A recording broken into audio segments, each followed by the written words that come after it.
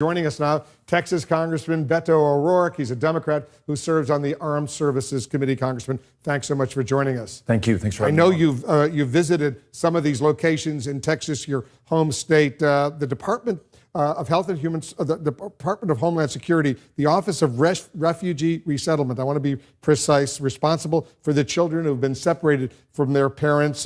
What concerns you about how they're operating? 2,300 kids are still separated from their parents. When I was in McAllen last week and went to the busiest Border Patrol station on the U.S.-Mexico border, saw those parents who just survived that 2,000-mile trip with their kids, then saw the kids after they'd been taken from their parents, and asked Customs and Border Protection officials, the Director of Consequence Delivery, if you can believe the name of that department, whether they could track those kids once they went into custody of the Office of Refugee Resettlement. The answer was, we don't know.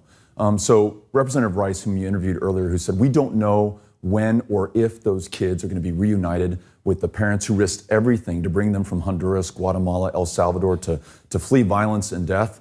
We don't know if they're ever going to see each other again. That deeply concerns me. I'm going to go back to Tornillo, the new tent city that's been constructed just outside of El Paso to house these kids, to actually be able to see them and ask those who are operating these detention centers what we are doing to reunite mother and child, father and child. I know your district, your congressional district includes parts of El Paso over there. There seems to be a lot of confusion since the president signed this executive order yesterday about what's happening right now. Are children still being separated from their parents? Are you confused? Do you know what's going on right now? My understanding is that children are no longer being taken from their parents, but that 100% of those families that are trying to ask for asylum in between the ports of entry, because they may not know where to cross. It may be that the cartels control the crossing points, are being arrested, are going to be prosecuted, that they're inquiring with the Department of Defense how they can house up to 20,000 additional children right now. There's an alternative to this. There's the Family Case Management Program,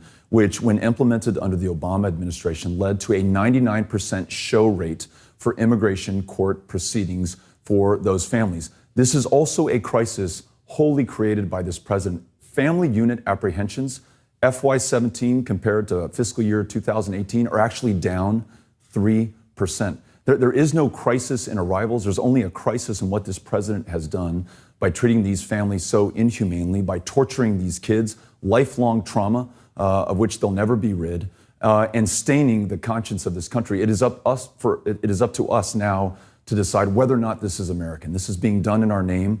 Those who marched on Tornillo last weekend, those who brought the public pressure to bear on this administration so that he would issue this executive order, need to keep up the fight to ensure that we reunite these families, that we end indefinite family detention, and that we act in the most humane way, consistent with our asylum laws, which I believe the president is breaking right now. Are you satisfied with the information that the federal government is providing to you about these cases? They are not answering any of our questions. We are asking, for example, where are the girls? When I go to these detention centers and these processing centers, I see a lot of young boys. I don't see the girls. They won't tell us where they are. They are not allowing members of Congress to actually talk to the children once they're in. What's their excuse? Why aren't they? Give us 2 weeks and then you can come in. Why do they need 2 weeks?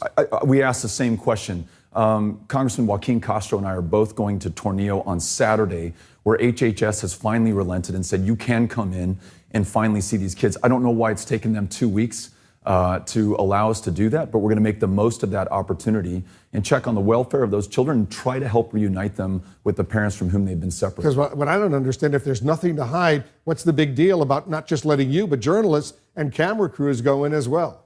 I'll tell you why. Because this policy of zero tolerance, of separating 100% of the kids from the parents who've crossed 2,000 miles to get them here, put this administration and this country in a place that it was not prepared for. This institutional scale of family separation did not have an institutional response in terms, or an industrial scale did not have an industrial response in terms of capacity, in terms of caregivers, in terms of those who are able to take care of the mental and physical well-being of those children. We should never have done this. And now we must finish the job of ensuring that those kids are reunited before we inflict any more trauma on them. Under the current law, the so-called Flores settlement, they can only hold the children for 20 days. After 20 days, they have to be released. The federal government, the Trump administration, went to court today to try to change that. What's your analysis Will they succeed? This shows you how malicious this president's intent is, because what they've promised is that if they're unsuccessful in this challenge to Flores, then they're going to go back to separating families. This is only a temporary reprieve by this president. And Wolf, let's remember, this is a president who's called those asylum seekers, some of those asylum seekers, animals.